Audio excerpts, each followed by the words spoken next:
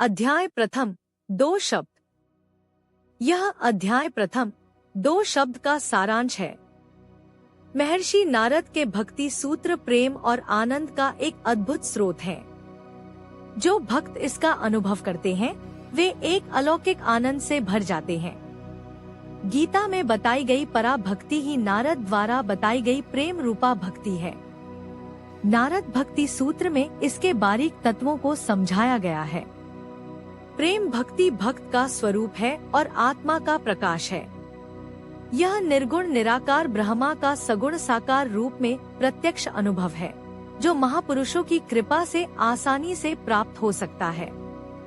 परम पूज्य गुरुदेव श्री स्वामी शिवम तीर्थ जी महाराज ने भक्तों के अनुरोध पर नारद भक्ति सूत्र की व्याख्या लिखी, जिसमें उन्होंने प्रेम भक्ति के तत्वों को सरल रूप में समझाया, जिससे भटकते हुए जीवों का जीवन प्रेम से भर गया। यह प्रेमा अमृत से भरी रचना गुरुदेव को समर्पित है। अध्याय दूसरा, भूमिका, भाग 1। इस भाग में नारद भक्ति सूत्र के अनुसार भक्ति मार्ग, विशेष रूप से परम प्रेम रूपा भक्ति की व्याख्या की गई है। इसमें गौणी भक्ति, जप, कीर्तन आदि और परम प्रेम रूपा भक्ति के बीच अंतर बताया गया है। गौणी भक्ति शुरुआती स्तर पर उपयोगी है, लेकिन परम प्रेम रूपा भक्ति अहंकार मुक्त, वैराग्य युक्त और ईश्वर के प्रत्यक्ष अनुभव पर आधारित होती है।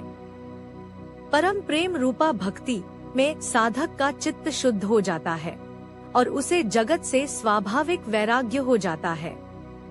इसमें किसी बाहरी प्रयास की आवश्यकता नहीं होती, बल्कि यह ईश्वर की आह्लादिनी शक्ति कुंडलिनी के जागृत होने से स्वतः ही प्रकट होती है। इस शक्ति के जागृत होने पर भक्त को आनंद और मुक्ति का अनुभव होता है, भले ही वह सांसारिक बंधनों में ही क्यों न हो।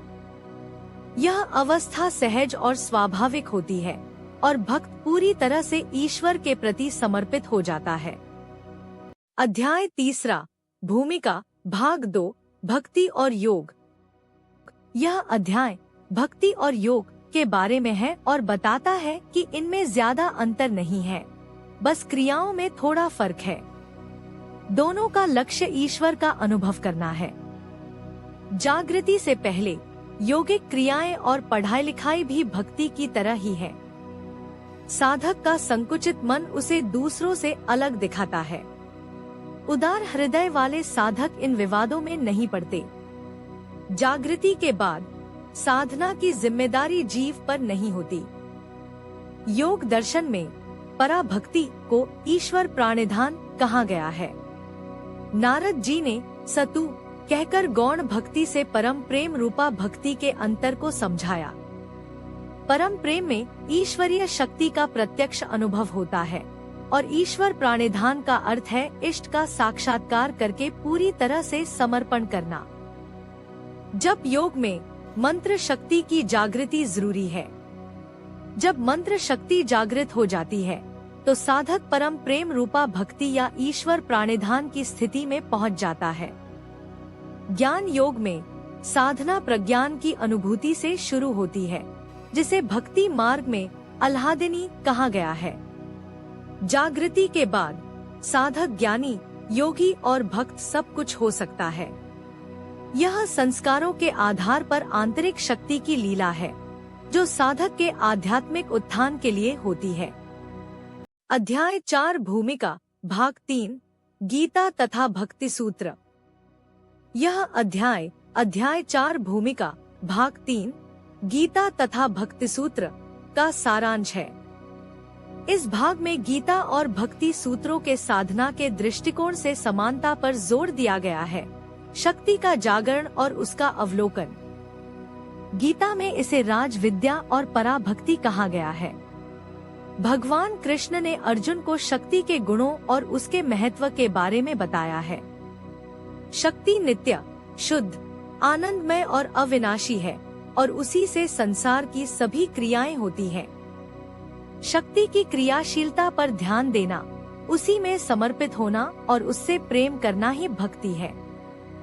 इसके अलावा अध्याय में विभिन्न तंत्रों, शैव, शाक्त, वैष्णव और भक्ति मार्गों के आधार पर शक्ति के महत्व पर प्रकाश डाला गया है।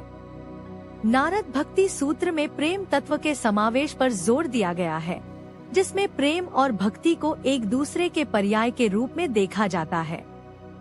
नारद जी ने भक्ति को ईश्वर के प्रति परम प्रेम के रूप में परिभाषित किया है। बाइबल में भी होली स्पिरिट के रूप में आंतरिक शक्ति का उल्लेख किया गया है। अध्याय में यह भी बताया गया है कि भक्ति मार्ग में शक्ति को अल्लादिनी शक्ति के रूप में स्वीकार किया गया है, जो योग और तंत्र मार्ग के समान है। संक्षेप में यह अध्याय शक्ति के जागरण और प्रेम तत्व के महत्व पर जोर देता है, जो गीता, भक्ति सूत्रों, तंत्रों और अन्य आध्यात्मिक परंपराओं में समान रूप से विद्यमान है। अध्याय 5 परम प्रेम रूपा भक्ति को प्राप्त करने का उपाय। यह अध्याय 5 परम प्रेम रूपा भक्ति को प्राप्त करने का उपाय का सारांश है। इस अध्याय में परम प्रेम रूपा भक्ति को प्राप्त करने के उपायों पर चर्चा की गई है। यद्यपि सभी साधनाएं, उपासना, यौगिक प्रक्रियाएं, चिंतन, मनन, पठन, पाठन, जप और कीर्तन प्रेम और परम प्रेम रूपा भक्ति की प्राप्ति के लिए ही है।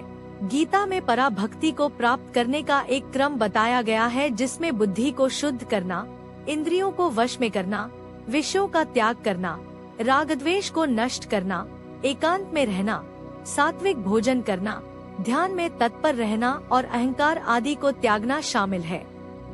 ऐसा करने से चित्त शांत होता है और भगवान के भजन ध्यान में स्थिर होने योग्य बनता है। इस प्रकार भक्त आनंद स्वरूप ईश्वर के ध्यान में स्थित होकर प्रसन्न रहता है और सभी प्राणियों में समबुद्धि प्राप्त करता है, जिससे उसे प्रभु की पराभक्ति का लाभ मिलता है। यह सब करना सामान्य व्यक्ति के लिए कठिन है, इसलिए गौणी भक्ति अपेक्षाकृत सरल है। नारद जी परम प्रेम रूपा भक्ति की बात करते हैं, जो बंधन मुक्त करने वाली और आनंद देने वाली है, जिसे व्यक्त करना भी कठिन है। इसलिए गीता में इसे गुप्त विद्याओं का राजा कहा गया है। भक्ति प्राप्त करने के साधनों को 2 भागों में बांटा गया है, प्रयत्न साध्य और कृपा साध्य। जब भक्त अपने पुरुषार्थ पर भरोसा रखता है, तो वह साधनों के अभ्यास पर ध्यान केंद्रित करता है। नारद जी 3 साधनाओं का उल्लेख करते हैं: विषय त्याग और संग त्याग, अखंड भजन और भगवत गुण श्रवण तथा कीर्तन।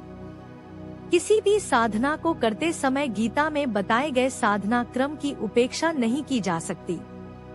यतन साध्य साधनाओं में आत्मविश्वास, धैर्य, निरंतरता और समर्पण भाव की आवश्यकता होती है। अपने प्रयत्नों का फल कब मिलेगा, इसके लिए समर्पण का सहारा लेना पड़ता है। फिर भी यतन साध्य साधनों से परम प्रेम रूपा भक्ति प्राप्त करना कठिन है।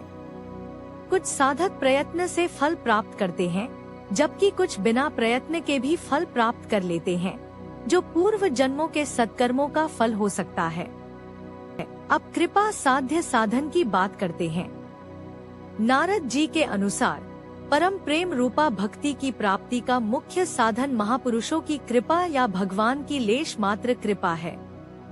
महापुरुषों में दूसरों को भक्ति में प्रतिष्ठित करने की क्षमता होती है। योग दर्शन में भी इसका उल्लेख है।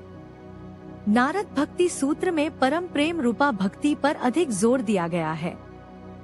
नारद भक्ति सूत्र में किसी विशेष देवता का उल्लेख नहीं है, जिससे यह सभी के लिए मान्य हो गया है। नारद जी भक्ति का उदाहरण देते हुए वज्र की गोपिकाओं का उल्लेख करते हैं, जिससे पता चलता है कि उनके आराध्य देव भगवान कृष्ण थे। संतों का हृदय उदार होता है, इसलिए उन्होंने प्रत्यक्ष रूप से अपने इष्ट देव का नाम नहीं दिया। वे चाहते थे कि सभी भक्त इस ग्रंथ से लाभान्वित हों, चाहे वे किसी भी देवता की आराधना करते हों। अध्याय 6 परम प्रेम रूपा भक्ति के कुछ विशेष गुण। यह अध्याय 6 परम प्रेम रूपा भक्ति के कुछ विशेष गुण का सारांश है। इस अध्याय में परम प्रेम रूपा भक्ति के कुछ विशेष गुणों का वर्णन है, जो गौणी भक्ति में नहीं पाए जाते। इसमें बताया गया है कि आह्लादिनी शक्ति की जागृति के बाद भक्त को परम प्रेम रूपा भक्ति प्राप्त होती है। इसके मुख्य गुणों में शामिल हैं स्वाभाविक संगीत। भक्ति क्रियाएं स्वभाव और संस्कारों के अनुसार अनायास ही प्रकट होती हैं। स्वतंत्रता, यह मन की इच्छाओं और बाहरी उपकरणों से मुक्त है। चित्त शुद्धि, यह चित्त को शुद्ध करती है और संस्कारों को क्षय करती है। भेदभाव रहित, जाति, वर्ण, लिंग, देश आदि का कोई भेदभाव नहीं होता। सरलता, एक बार प्राप्त होने पर यह अत्यंत सरल हो जाती है, क्योंकि जागृत आह्लादिनी शक्ति सारा उत्तरदायित्व वहन करती है। भक्त का सारा बोझ शक्ति पर चला जाता है और वह मुक्त हो जाता है। अध्याय 7, परम प्रेम रूपा भक्ति का स्वरूप। अध्याय 7 का सारांश, परम प्रेम रूपा भक्ति का स्वरूप। यह भाग परम प्रेम रूपा भक्ति के स्वरूप की व्याख्या करता है। इसमें कहा गया है कि पूर्ण भक्ति के रहस्य को समझना मुश्किल है, फिर भी भक्त हमेशा से इसका वर्णन करने की कोशिश करते रहे हैं। इस भक्ति को एक माँ के समान बताया गया है, जो भक्त को जन्म देती है, उसका पालन पोषण करती है और उसे आध्यात्मिक पथ पर मार्गदर्शन करती है। यह भक्ति भक्त को एक नया जन्म देती है, जिससे वह संसार से मुंह मोड़कर अंतर्मुखी हो जाता है। जब भक्त पर भक्ति की कृपा होती है तो वह प्रेम के रस से सराबोर हो जाता है और उसे एक अलौकिक आनंद का अनुभव होता है। नारद जी ने परम प्रेम में भक्ति के सभी सिद्धांतों को समाहित किया है, जिसका अर्थ है भगवान के प्रति प्रेम और सांसारिक चीजों से अलगाव। परम प्रेम रूपा भक्ति एक ऐसी गाड़ी है जो बिना इंजन, ईंधन या चालक के भी चलती है और भक्त को उसके गंतव्य तक ले जाती है। यह भक्त की गुप्त वासनाओं और संस्कारों को जानती है और जानती है कि कब और कैसे कार्य करना है। यह शक्ति भक्त को अनुभव होती है, लेकिन दिखाई नहीं देती। यह भक्ति भक्त के मन को शुद्ध करती है, वासनाओं को कम करती है और वृत्तियों को शुद्ध करती है। नारद भक्ति सूत्र में इस शुद्धिकरण की प्रक्रिया को 3 श्रेणियों कनिष्ठा, मध्यमा और उत्तमा में विभाजित किया गया है। अंत में यह कहा गया है कि परम प्रेम रूपा भक्ति में प्रयास का कोई महत्व नहीं है, क्योंकि यह सब स्वतः ही होता है। पहले 6 सूत्र भक्ति के स्वरूप की व्याख्या करते हैं। अध्याय 8, परम प्रेम अनन्यता की साधना।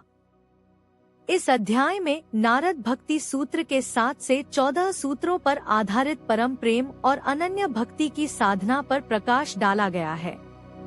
इसमें निरोध शब्द का महत्व बताते हुए कहा गया है कि वृत्तियों का निरोध, नियंत्रण ही योग है, जो सतत साधना से संभव है।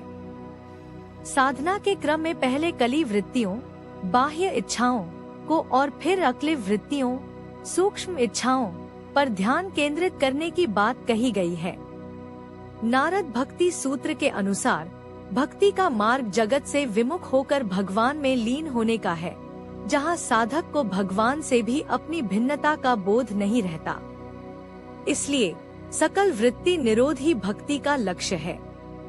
शुभ कामनाओं, ईश्वर प्राप्ति की इच्छा से अशुभ कामनाओं, संसारिक इच्छाओं का निरोध होता है। सूत्र 15 से 66 में भक्ति को कर्म, ज्ञान और योग का फल बताया गया है, लेकिन ये कर्म, ज्ञान और योग अहंकार रहित और समर्पण भाव से किए जाने चाहिए। ग्रंथ में अनुबंध तिष्य पर विचार किया गया है, जिसके अनुसार इस शास्त्र नारद भक्ति सूत्र का विषय भक्ति है, प्रयोजन आत्मर्मन की स्थिति है और अधिकारी वह है जिसे आह्लादिनी शक्ति की जागृति प्राप्त हो चुकी है। भक्ति की पूर्णता प्रेमी भक्त का प्रियतम भगवान में पूरी तरह से विलीन हो जाने में है।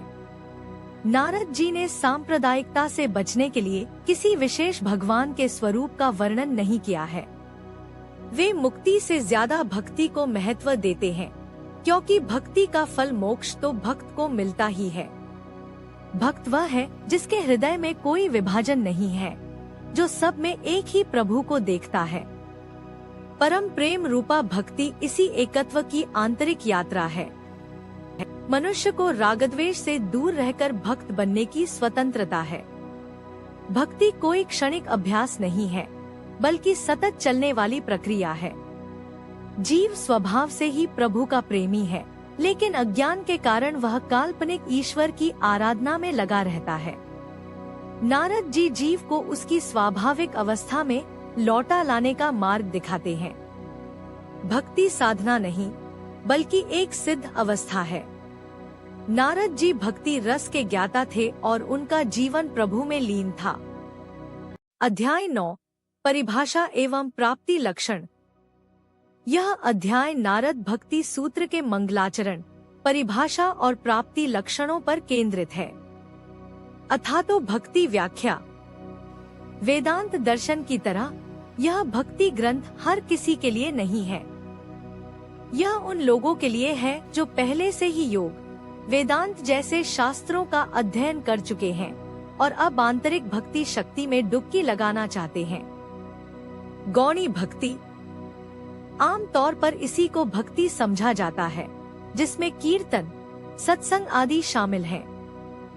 यह सामाजिक स्तर पर महत्वपूर्ण है क्योंकि यह धर्म से विमुख लोगों को धर्म की ओर लाती है। हालांकि यह अहंकार प्रधान होती है और चित्त को शुद्ध नहीं कर पाती। परम प्रेम रूपा भक्ति। नारद जी के अनुसार भक्ति ईश्वर के प्रति परम प्रेम है।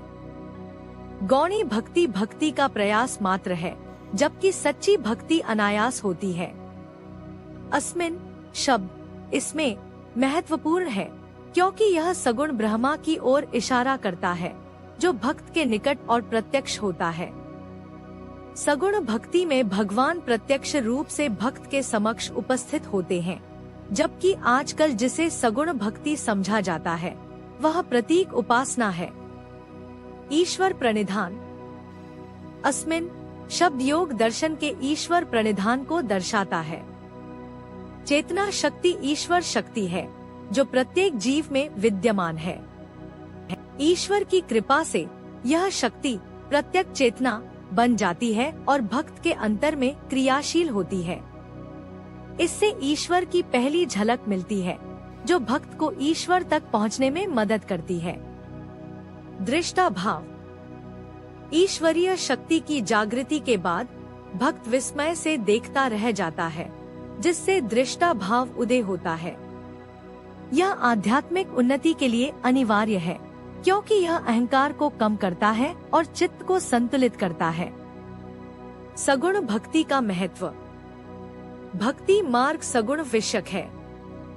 गौणी भक्ति में भावना मात्र होती है, जबकि परम प्रेम रूपा भक्ति में ईश्वरीय शक्ति प्रत्यक्ष होती है। सगुण भक्ति में ईश्वर एक अवलंब के रूप में प्राप्त होता है, जिसके सहारे भक्त आगे बढ़ता है। परम प्रेम। यह माया से परे होता है और जगत की ओर से वैराग्य दर्शाता है। यह पूर्ण, अखंड, निरंतर, स्वच्छ और निर्मल होता है। जब चित्त में प्रभु प्रेम छलकता है तो जगत के विषयों का विचार नहीं आता। संक्षेप में यह अध्याय गौणी भक्ति से परम प्रेम रूपा भक्ति की ओर बढ़ने का मार्ग बताता है, जिसमें ईश्वर के प्रति सच्चा प्रेम और समर्पण ही महत्वपूर्ण है।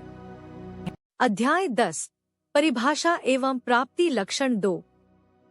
यह अध्याय 10 परिभाषा एवं प्राप्ति लक्षण 2 का सारांश है।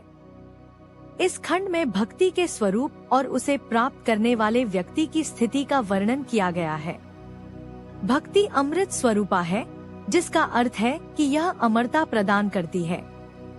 भक्त जन्म और मृत्यु के चक्र से उदासीन हो जाता है और उसे आवागमन से कोई अंतर नहीं पड़ता। भक्ति संस्कारों और वासनाओं को क्षीण कर देती है, जिससे चित्त शुद्ध हो जाता है और जन्म मरण का चक्र टूट जाता है। भक्ति में इतनी मधुरता, रस और आनंद है कि भक्त उसी में हर समय डूबा रहना चाहता है। उसे जगत के विषयों की कोई चाह नहीं होती और वह मोक्ष प्राप्ति की ओर भी ध्यान नहीं देता।